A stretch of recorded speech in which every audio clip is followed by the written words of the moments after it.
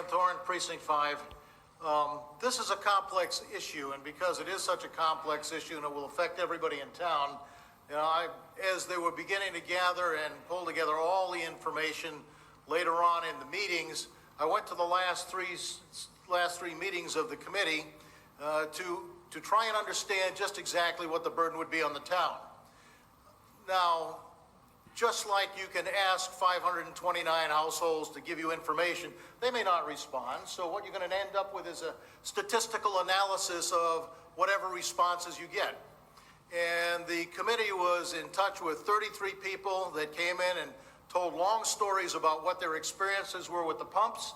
They also had contact with hundreds of people that they did get in touch with, which is a fairly representative sample of people with grinder pumps, who were able to relate to them their experience of the pump works fine, no problem. I had these problems, wires were installed backward, that sort of thing. So again, it's statistical analysis. If you were at the meetings, you would have also heard the statistical analysis of the towns that are actually paying to maintain the same grinder pump. So being a analytical type person like I am, I took down notes. And I determined, what would we charge, what would it cost us for time and materials to do the same thing that a Marion was doing or a Gloucester was doing or an Amesbury was doing on a per pump basis.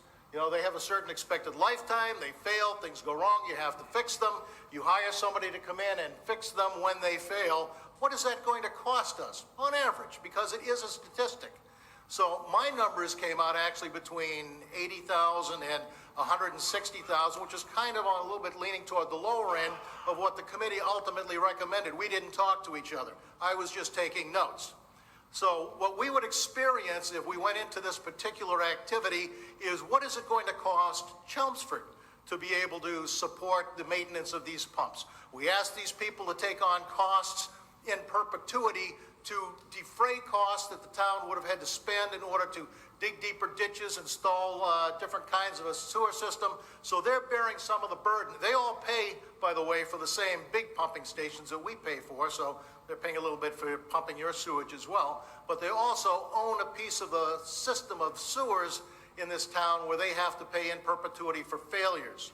So looking at the statistics, I believe we have enough information, and the number is small enough that I can understand it per household to be able to support integrating the grinder pumps with the rest of the town's sewer system.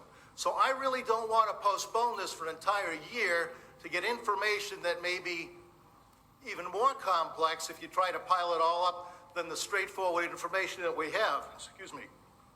So I believe we should defeat this motion, deal with this tonight. If we believe it's a fair and right thing to do to support this entire part of our sewer system with a small addition to our sewer charges, then let's pass the main motion.